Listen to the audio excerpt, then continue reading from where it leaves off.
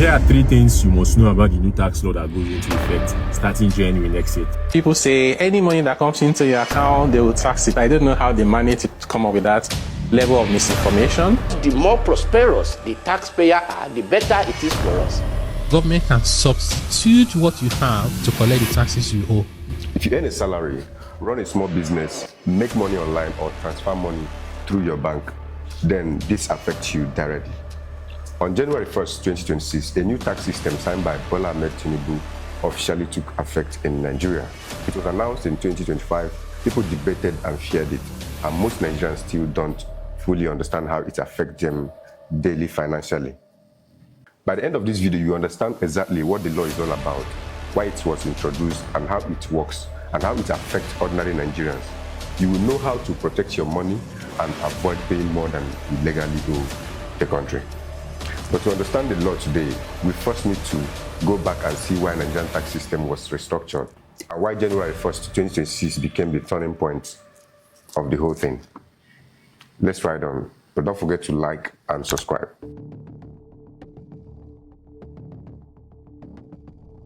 Talking about how and what led to the tax bill.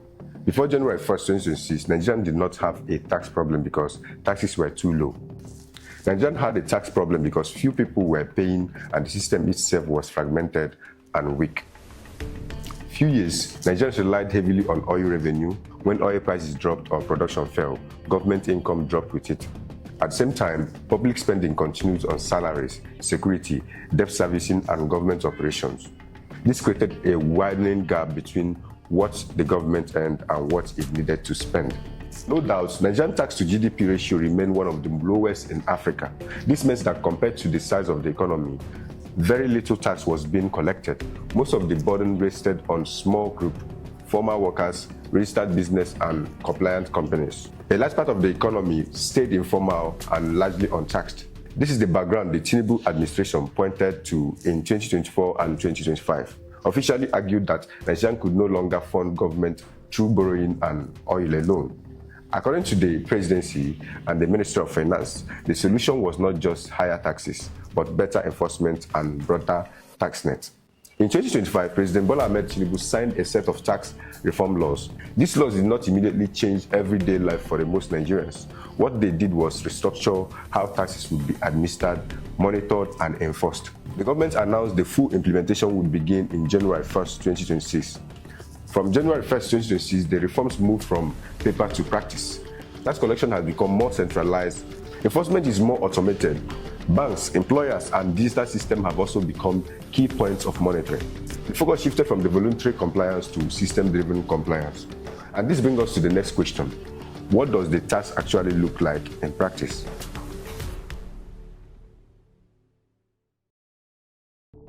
Talking about the tax and practical aspect of it, from January 1st, 2026, Nigeria did not suddenly add one new tax that people must start paying. What changed is how government now tracks money and enforces this tax. The tax reforms signed in 2025 connect identity, bank account, and income into one system. Once money moves, it can now be seen. The most important change is this. Your national identity number is now your tax identity number. That means your identity is linked to your bank account and financial activities is also in record. Any account you use is tied to your name. Any income passing through it is no longer hidden. Before now, identity and tax records were separated. Now they are one in all. Then for salary earners, pay as you earn, which is payee, is now calculated and reported digitally. Employers send record directly to the tax authorities. If your tax was not properly deducted before, the system corrects it. There is no informal arrangement anymore. What the law says is what applies. For business and online earners, the law gives relief but demands compliance. Companies earning under 100 million naira a year are exempted from company income tax (CIT), but only if they register, they link their records and file returns. If you earn money through transfers or online platforms, the system now sees it as income. What you call it does not change, that the value added to tax, which is VAT, remains at 7.5%. Basic food records, health, education, and transport are exempted. Bank transfers, often 10,000 naira and above, attract stamp duty automatically. Now we're going to explain why tax makes ordinary Nigerians poorer and why writing descriptions like gift or feeding, why doing transfer does not really matter. If you must understand this, a post went viral online showing how Nigerians can bypass tax often transferred by labeling feeding, gifts or support. People thought adding these words could avoid charges. The reality is different. The new system does not care about the description. It tracks the amount, accounts and the names. For ordinary Nigerians, this is the hidden burden. It is not just about extra charges. It is about the system that touches everything you do financially. A trader in Lagos sending daily online payments, a freelancer in Abuja receiving international transfers, a salary worker receiving monthly pay are all part of the system. There is no workaround. Writing gifts in a transfer does nothing. The system does not reach intentions, it reads the data. This is what makes the law hit an ordinary Nigerian harder than corporations or the wealthy, because corporations have accounts and systems to track exemptions and compliances. Small businesses and individuals do not. Every transaction, every payment, every move of money is visible, traceable, and liable under the law. You cannot say you didn't know. The truth hits slowly, but clearly. The new tax system does not ask if you are struggling. It only asks if you are moving the money. The more prosperous the taxpayer are, the better it is for us. So the viral advice of adding gifts, feeding in a transfer description shows desperation, but it also shows reality. Nigerians feel squeezed. They try to protect their income with small tricks, but the system do not respond with tricks. Over the time, this creates a silent erosion of wealth. Small amounts taken on every salary, every transfer, every business payment accumulates. By the end of the year, a salary worker may lose tens of thousands of naira that previously stayed in their account. This is why people are starting to realize this law is not abstract, it is personal. It shapes what you can save, what you can spend, and how you can manage money daily. And for Nigerians who have lived with unstable incomes, high inflations, and growing cost of living, this law adds another layer of pressure in them.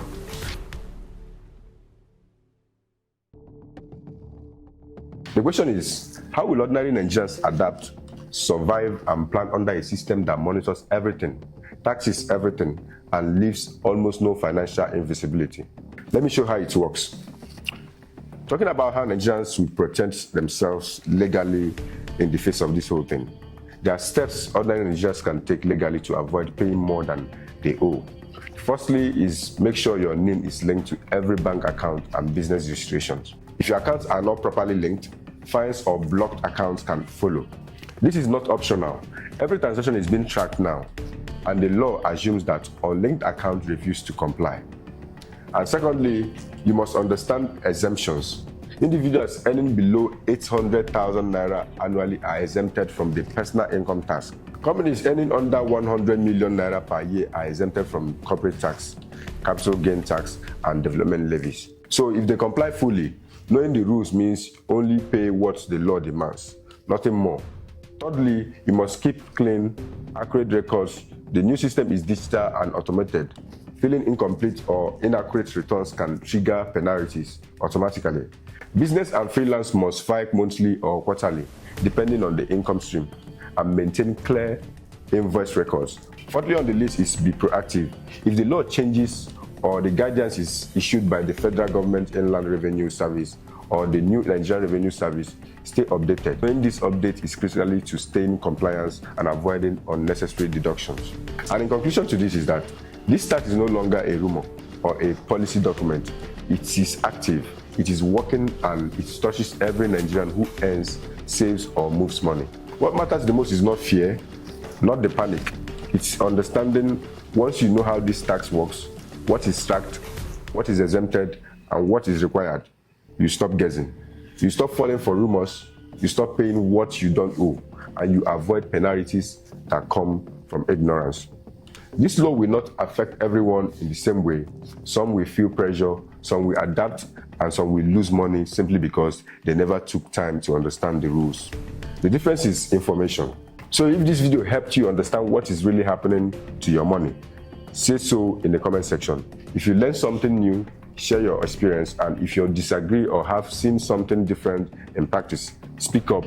We can learn together and avoid making silly mistakes. If you think the government is right by implementing this tax, drop your comments And don't forget to like and subscribe. And if you love the truth and want to be part of the show, be back in our next upload. Bye for now.